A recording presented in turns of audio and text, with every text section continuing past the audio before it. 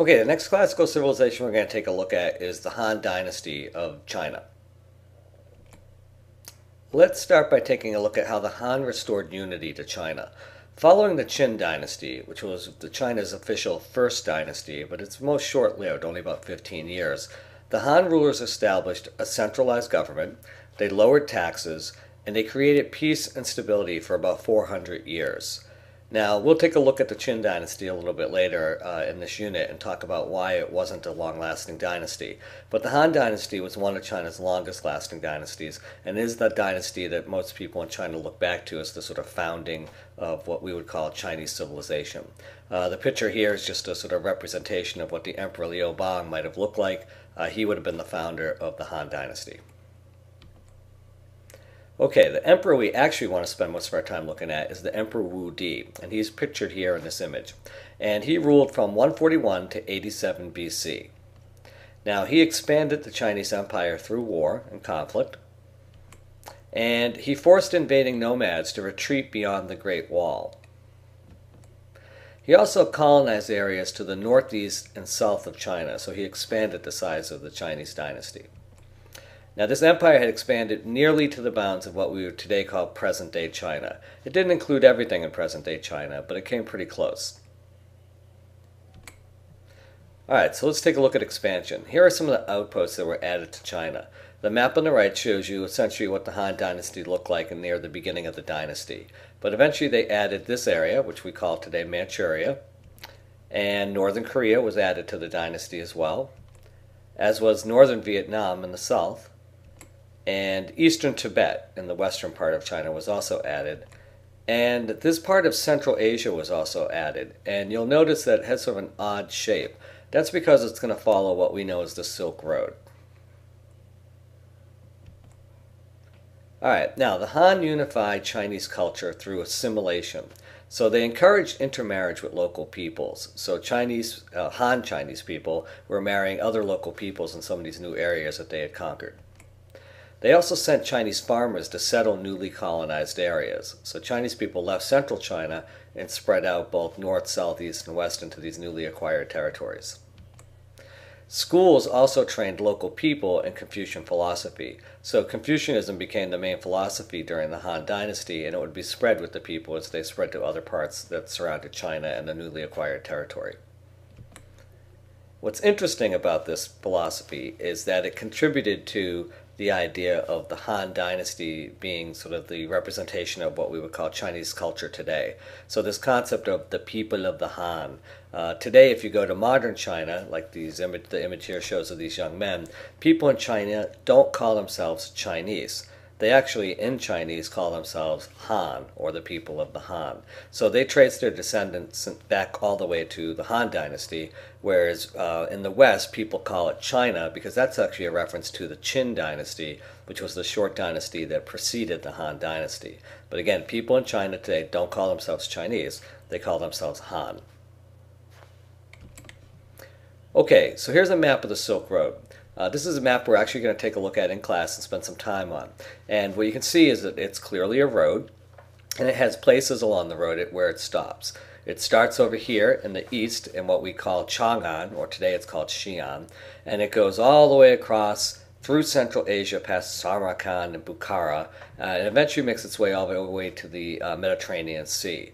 And you can see that there's clearly more than one type of road, and there are different places along the road in which it could stop. What's interesting is that you notice that the road splits in two places. It splits in Donghuang, right here, and it also splits in Kashgar, over here.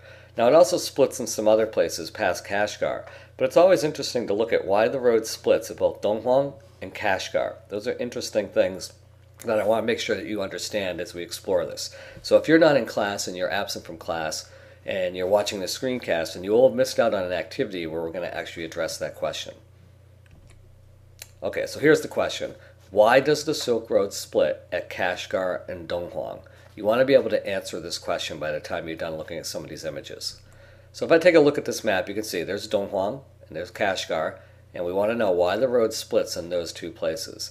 To do that, we're going to look at different maps. We're not just going to answer the question, we're going to look at a variety of maps. Now, this map that we're looking at now just shows the road, but it doesn't show any other features. So let's take a look at the next map. Alright, and this map you can see is a topographic map. It shows elevation. And if I look closely, I can see that pretty much right about here is where Donghuang is located, and right about here is Kashgar is located. So you can see that the road splits between here and here. And again, I would look at this map and I would say it probably has something to do with the topographic features. And what I see is that there's a lot of high elevation around the outer edges, but there's a low elevation spot in the middle of that area that's between the Donghuang and Kashgar cities. So that might suggest that it's a lower elevation surrounded by higher elevation. Let's take a look at the next map. This map is a precipitation map. It shows the amount of rainfall that occurs in China. And again, if I look at where Donghuang is located, which is, again, right about here, okay, and Kashgar is located right about here, I can see that that area in between is relatively red. Okay, what that means is it doesn't get a lot of precipitation. In fact, it gets very little precipitation, as opposed to, say, southern China, which is way over here in the southeast, lots of rain in the southeastern part of China. But between Donghuang and Kashgar, there's very little rain. That would suggest that it probably has a desert climate. So I know it has a low elevation, and now I know it has a desert climate. All right?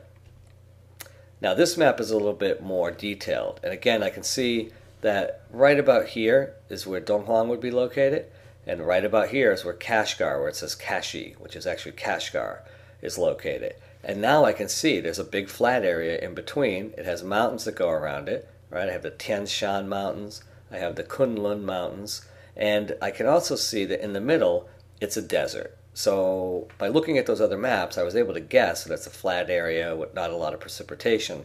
But this map here clearly tells me that it's a desert. In fact, it's called the Taklamakan Desert. So Taklamakan literally means once you go in, you never come out. So this is not a good desert to go into because once you go in, you never come out. So let's take a look at the next map.